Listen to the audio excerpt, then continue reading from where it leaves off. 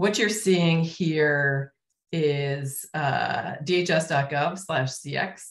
And there are tons of resources there. There's basic information for our wide audience, from people who are practitioners every day to leadership who might be new to this space of user experience or customer experience, including lots of guides and resources. And that is where you'll find the usability test kit. So I scrolled down and I clicked a button that said resources and guides. And on the left in the navigation that reflects the US web standards is a link for the DHS Usability Test Kit. And I'm going to click that. And it is as simple as that to get to it. Now that we're in the usability test kit, I want to talk about how this was actually inspired by my work with county governments for many, many years, with election officials, particularly. The team I worked with wanted to help local election folks who work for local government to help them deliver a better voter experience. And with 5,000 jurisdictions across the country, our little team couldn't possibly do all the user research and usability testing that there would be to do in the world. And we wanted to build some self-efficacy in those places and capacity in those places. So one of the first things that we ever made for them was a usability test kit. And this one for federal folks and contractors, and really this is a public website, so anybody can come here, is a version of that, of things that we learned from that experience. So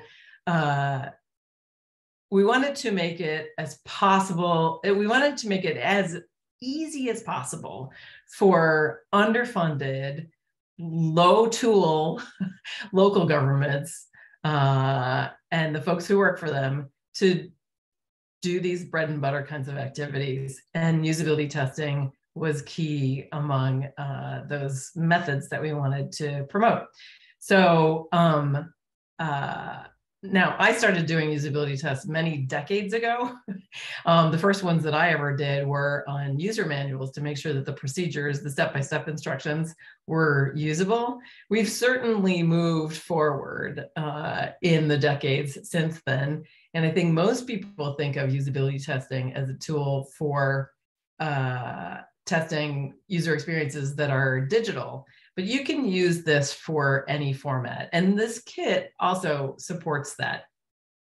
So at dhs.gov/cx, you can go directly there to the usability testing kit. If you just type in DHS-usability-testing-kit on the URL. This is basically a cookbook. I think the format will look familiar to you. So walking through now a little bit, we're very careful to talk about the basics. We don't assume you know anything about usability testing or human-centered design, just that this is a tool for learning about who your users are and what they find usable, and what you can do to remedy any confusion or frustration that they might experience. So there's a big heading that says DHS Usability Testing Kit, and then the most prominent thing is what you'll need. And this is the basic recipe. You need someone to run the test, someone to help observe and take notes, and most importantly, you need a participant, somebody who will try out the thing that you're testing, along with a thing to test. I like prototypes, but it can be a live thing, and a quiet place to do the test. The rest of the page really is a series of accordion sections that are easy to open and close, going from how to get familiar with usability testing to planning your own usability test, and then holding a practice test. This is one of the things that I actually love about this kit, is, and I've used this for teaching usability testing for ages and ages and ages. It gives you instructions about how to use origami instructions as a way to teach other people how to do usability testing. This is a fun thing to use in a kind of workshop setting. And all the instructions and the patterns are there. And by the way, all of the PDFs for the origami patterns and all of the other downloads that you can get from the kit are all accessible to people with disabilities. So that's holding a practice test. We talk about 4 approaches to doing usability testing. This is basically ideas for you to think about different contexts or venues where you could do usability testing. Originally, we were looking at 3 basic approaches. One was hallway testing. Go down the hallway and check with a colleague who doesn't work on your project and isn't involved in the decisions that are being made about the design of it, to try a thing out and give you feedback or give you a chance to listen to their questions. So that's one approach. The second approach is a bit more formal, but out in the field. So if you're in DC, for example, you might intercept people at the library or go down to the mall, depending on who your audience is and where they might use a thing. A few years ago, when I worked on an application called College Scorecard, the team actually went out to the mall on a couple of beautiful summer days and just intercepted families that had kids in them who were about high school age, so they could try out this app on a phone out in the middle of nowhere. And they used this basic format to do that. Another option is to get a bit more formal, bringing users into a more controlled setting, like a conference room. I know conference rooms used to be at a premium in government offices, but maybe with people working remotely, they're easier to get.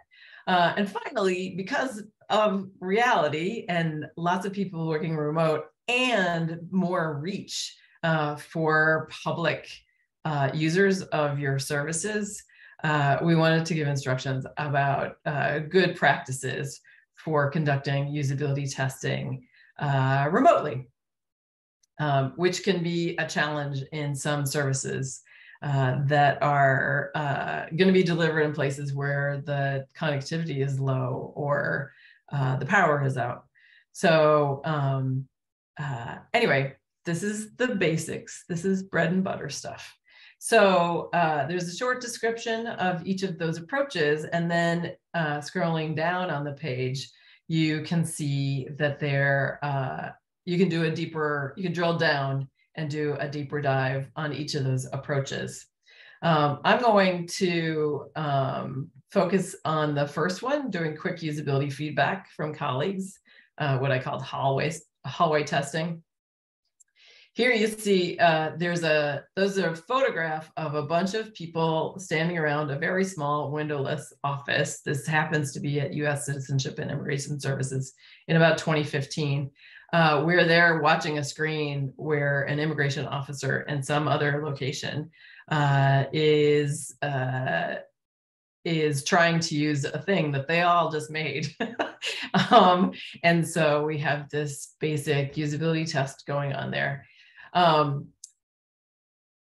Accompanying the photo, though, more importantly, is a description of what the approach is, who the participants should be, and how many of them you might want to start with, along with a link to some different ways that you might test forms, paper or digital forms.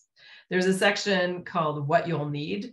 Again, like a recipe, there are ingredients, and in this case, the what you'll need is someone to moderate the sessions, a rough draft or a sketch of what you are designing so someone can react to it. So you could even do like a proof of concept testing and other test materials that are listed in the next section below that, which are in each of these, we've provided little templates for basic artifacts that most of us would recognize as like a research plan or a moderator's guide and a note-taking device. I'll show those in a minute, a couple of examples of those.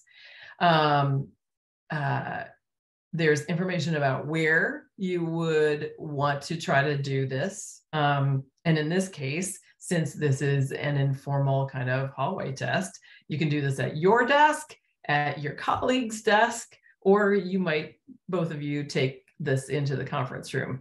One of the teams that we're working with, for example, is at the US Secret Service. And the service that we're supporting them on is a digital transformation of their personnel files in their HR system from all paper to all digital.